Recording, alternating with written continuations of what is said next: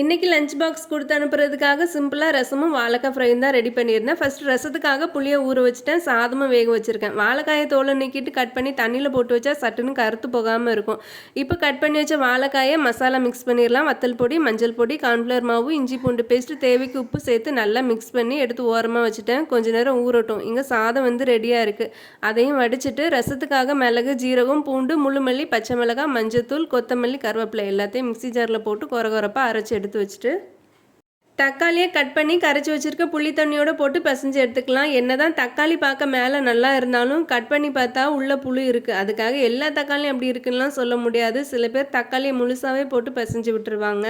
அதனால தான் சொல்கிறேன், கட் பண்ணி பார்த்துட்டு செய்கிறது ரொம்ப நல்லது. தக்காளியை புளியில் போட்டு கரைச்சிட்டு அந்த சக்கையை பிழிஞ்சு எடுத்துக்கலாம். ரசம் வைக்கும்போது மசாலாவோடு சேர்த்து போட்டு வதக்கிடலாம். இப்போ ரசம் வைக்கலாம். இங்கே சைடில் வாழைக்காவும் ஃப்ரை பண்ணிக்கலாம். ரசத்துக்காக எண்ணெயில் கடுகு, வெந்தயம் போட்டு கடுகு நல்லா பட்டு பட்டுன்னு பொரிஞ்சதும் அரைச்ச மசாலாவையும் தக்காளியும் போட்டு லைட்டாக வதக்கிட்டு கரைச்சி வச்ச புளி தண்ணியும் சேர்த்து தேவைக்கு தண்ணியும் உப்பும் போட்டு நல்லா கொதிச்சு வந்ததும் பெருங்காயப்பொடி, மல்லி இலை தூவி இறக்கிட்டா நல்லா கமகமன் ரசம் ரெடி. வாழைக்காய் ஃப்ரையும் ரெடி.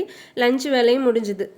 நெக்ஸ்ட்டாக காலைல சாப்பிட்றதுக்கு பிரேக்ஃபாஸ்ட்டுக்காக எக் சப்பாத்தி தான் ரெடி பண்ணியிருந்தேன். ரெடியாக இருக்க சப்பாத்தி மாவு ஒன்றா உருட்டி சப்பாத்தி சுட்டு ரெடி பண்ணிவிட்டு முட்டையை உடச்சி ஊற்றி உப்பு, கரம் மசாலா மட்டும் போட்டு நல்லா அடித்து கலக்கி தோசைக்கல்லில் ஊற்றி சுட்டு வச்ச சப்பாத்தியை மேலே எடுத்து வச்சு 2 பக்கமும் திருப்பி போட்டு சுட்டு எடுத்தால் சிம்பிளாக ஹெல்த்தியான பிரேக்ஃபாஸ்ட்டும் ரெடி.